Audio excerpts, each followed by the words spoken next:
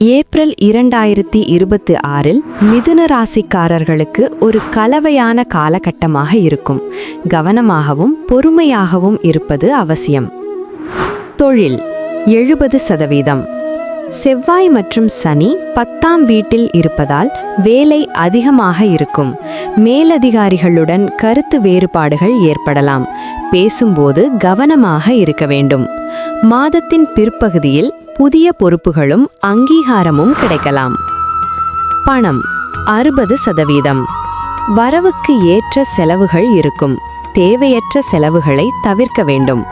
April 14க்கு பிறகு பணம் கிடைக்கலாம். முதலீடுகளில் பெரிய ரிஸ்க் எடுக்க வேண்டாம்.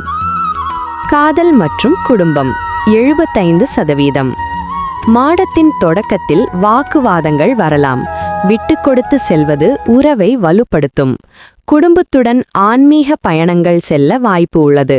வாழ்க்கை துணையின் ஆதரவு கிடைக்கும். ஆரோக்கியம் 70%. வேலைப்பழு காரணமாக மன அழுத்தம் மற்றும் உடல் சோர்வு ஏற்படலாம். உணவில் கட்டுப்பாடு தேவை. அஜீரண கோளாறுகள் வரலாம்.